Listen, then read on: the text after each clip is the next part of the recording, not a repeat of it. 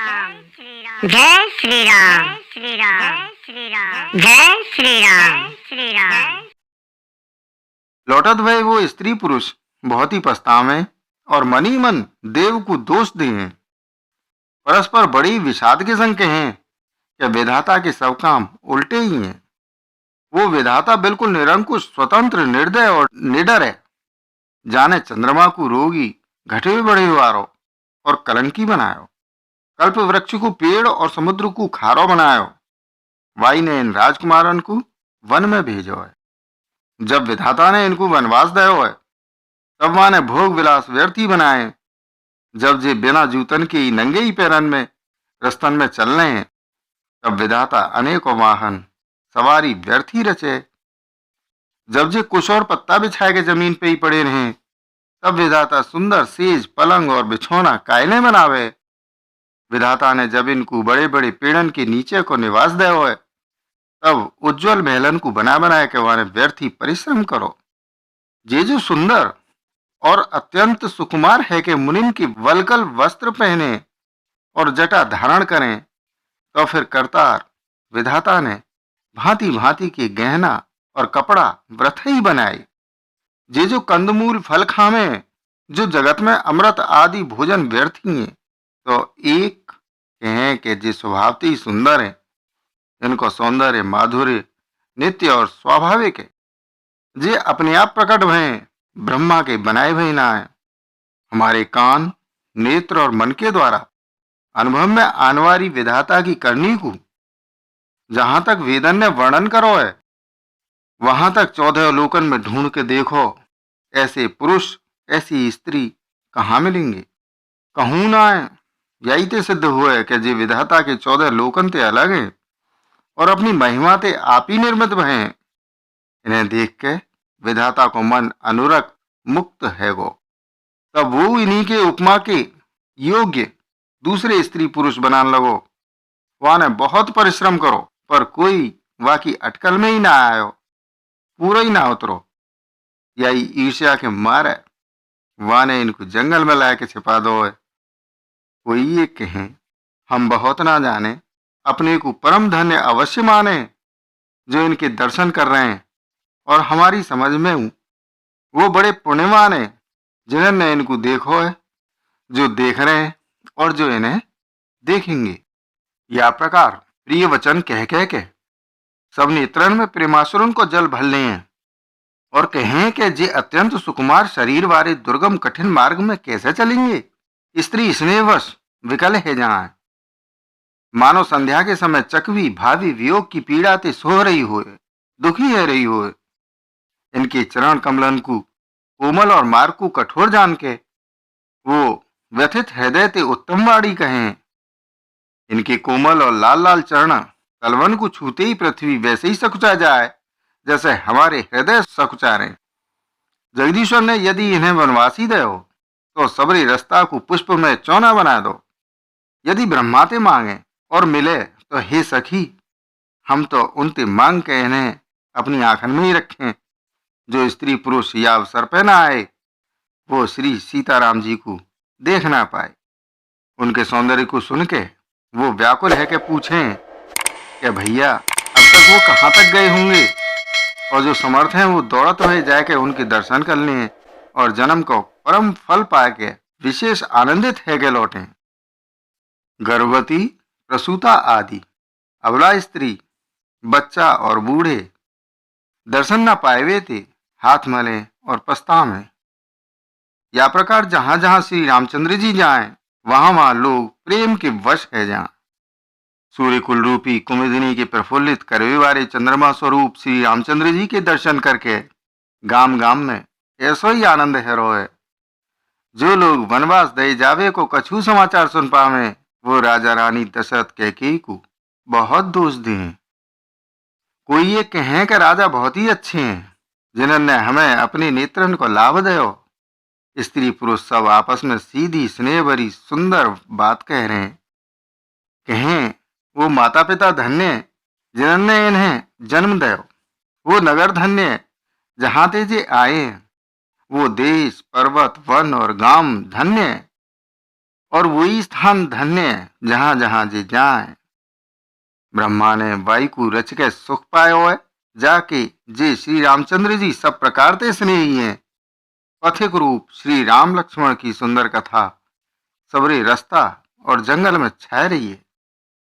रघुकुल रूपी कमल के खिलावन वाले सूर्य श्री रामचंद्र जी या प्रकार मार्ग के लोगन को सुख देत हुए श्री सीता जी और लक्ष्मण जी सहित वन को देखत हुए चले जा रहे हैं।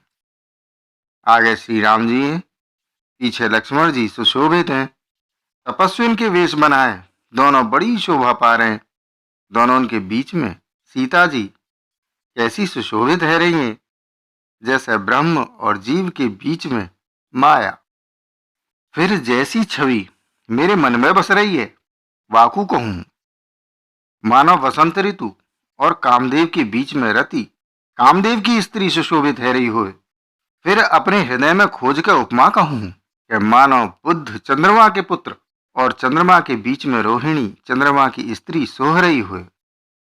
प्रभु श्री रामचंद्र जी के जमीन पर अंकित होने वाले दोनों चरण चिन्हन के बीच बीच में पैर रखती हुई श्री सीता जी कहीं भगवान के चरण चिन्हन पर पैर न टिक जाए या बातें डरी हुई मार्ग में चल रही हैं। और लक्ष्मण जी मर्यादा की रक्षा के लिए सीता जी और श्री रामचंद्र जी दोनों के चरण चिन्हन को बचावत हुए उन्हें दाहिने रख के रास्ता चल रहे हैं। श्री राम जी लक्ष्मण जी और सीता जी की सुंदर प्रीति वाणी को विषय ना है, अर्थात अनिर्वचनीय, अतः वो कैसे कही जा सके। पक्षी और पशु व छवि को देख के प्रेमानंद में मग्न है जाए। पथिक रूप श्री रामचंद्र जी ने उनके उचित चुरा लें।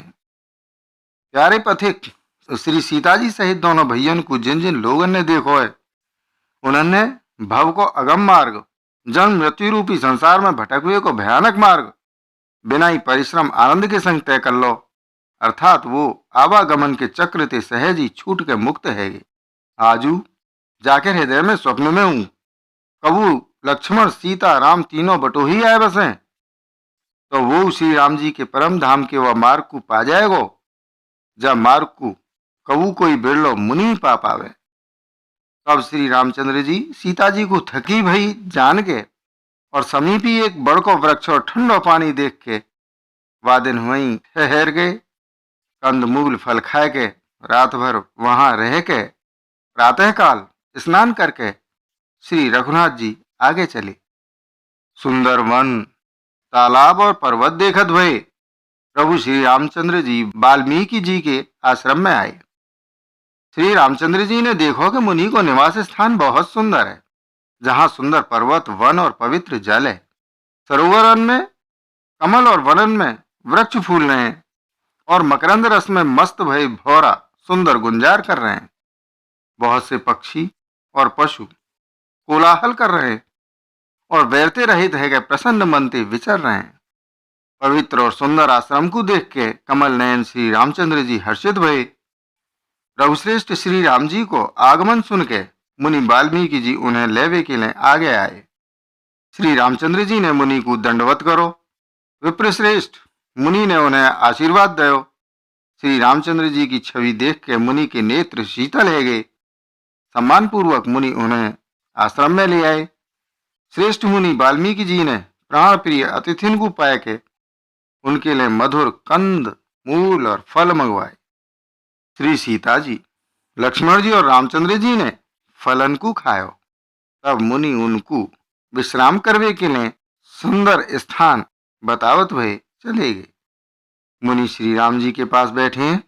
मंगल मूर्ति को नेत्रंते देख के वाल्मीकि जी के मन में बड़ो भारी आनंद है रो है। तब श्री रघुनाथ जी कमल सदृश हाथन को जोड़ के कानन को सुख देने वाले मधुर वचन बोले। हे मुनिनाथ, आप त्रिकालदर्शी हो। संपूर्ण विश्व आपके लिए हथेली पर रखे हुए बेर के समान है। प्रभु श्री रामचंद्र जी ने ऐसो कह के फिर जाजा प्रकार ते रानी कैकेयी ने बनवास दो। वो सब कथा विस्तार ते सुनाई और कही, हे प्रभु, पिता की आज्ञा को पालन, माता को हित और भरत जैसे स्नेही और धर्मात्मा भाई को राजा होनो और फिर मोह आपके दर्शन होनो, ये सब मेरे पुण्यन को प्रभाव है। हे मुनिराज, आपके चरणन को दर्शन करवे थे। आज हमारे सब पुण्य सफल है गे। हमें सबरे सबरे पुण्यन को फल मिल गो। अब जहां आपकी आज्ञा होए और जहां कोई मुनि उद्वेग को प्राप्त न होए, अर्थात जहां काउ मुनि को हमते परेशानी न होए, क्योंकि जिनते मुनि और तपस्वी दुख पावे, वो राजा बिना अग्नि के ही अपने दुष्ट कर्मंते ही जल के भस्म है जाए।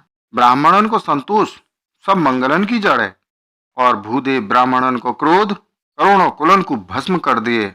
ऐसो हृदय में समझ के वो स्थान बताओ जहां मैं लक्ष्मण और सीता सहित जाऊं, और वहां सुंदर पत्ता और घास की कुटी बनाए के हे दयालु कछु भगत रह सकूं। जय श्री राम।